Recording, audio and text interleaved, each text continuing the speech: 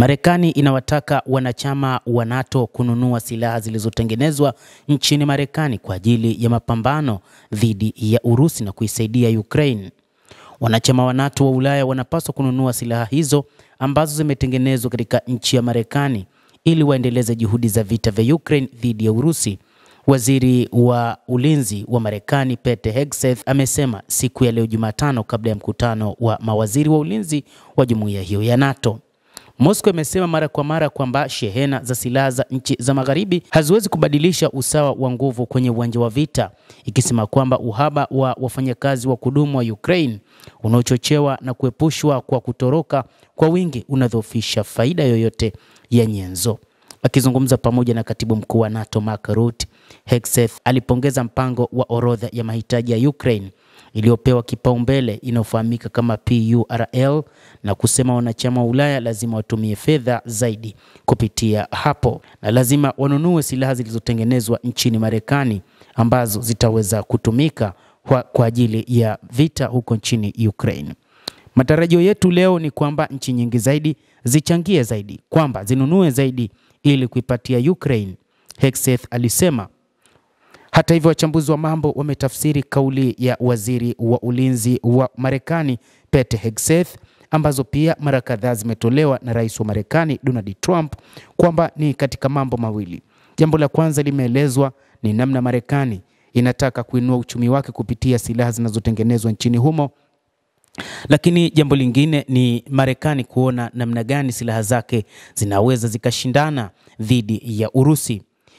Tangu mwaka 2022 Marekani imekuwa ikituma silaha nyingi wakati wa utawala wa Joe Biden, ambapo zilitumika kwa ajili ya Ukraine, lakini hazikuweza kufanya chochote katika ardhi ya Warusi, huku Urusi ikiwa inalalama mara kadhaa kwamba kutuma silaha Ukraine ni sawa na kushiriki katika vita hivyo.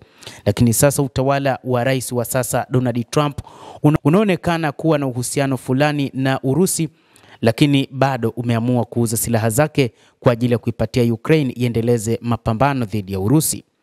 Wachambuzi wengine wanasema kwamba mpango wa Marekani ni kuona vita hivyo visiishe ili iendelee kuimarisha uchumi wake kupitia kuuza silaha zinazotengenezwa katika taifa hilo.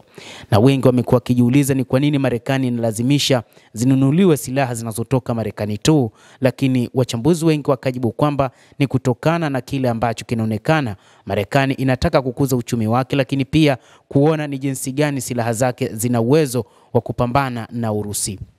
Ifahamike kwamba katika ulimwengu wa kivita, Urusi inatajwa kuwa moja kati ya mataifa ulimwenguni yenye silaha za kisasa zaidi ambazo zina uwezo wa kupambana popote, na hivyo Marekani inataka kujiridhisha juu ya uwezo wa silaha zake mbele ya Urusi. Mtazamaji wa The World News, katika mkutano huo ambapo Hegseth alikuwa na Mark Rutte, katibu mkuu wa NATO, katibu huyo wa NATO alibainisha kuwa kulikuwa na firepower inayotoka kwenye sekta yao ya ulinzi ili kuimarisha vikosi vya Ukraine.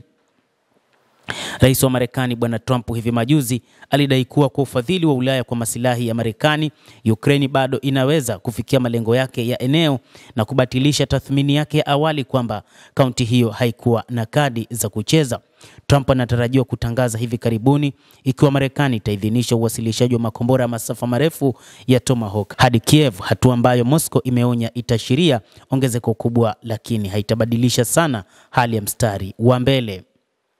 Serikali ya Urusi imeshutumu waungaji mkono wa Europa kwa Kiev kwa kuendeleza mzozo huo kwa gharama ya maisha ya Ukraine, ikisema kuwa nchi hizo za magharibi hazitaki kukiri kushindwa kwa mkakati wao.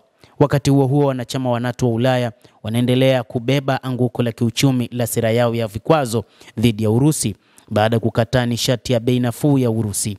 Mataifa mengi ya kiuchumi ya Umoja wa Ulaya yamekabiliwa na ongezeko la gharama za uzalishaji na kufilisika kwa viwanda, huku Marekani ikinufaika kutokana na ongezeko la uwekezaji na mauzo ya juu ya gesi asilia iliyoyeyuka Ulaya. Endelea kutufuatilia, lakini usisahau kulike, kucomment kadhalika na kusubscribe channel yetu hii ili upate habari hizi kwa mapana hapa The World News.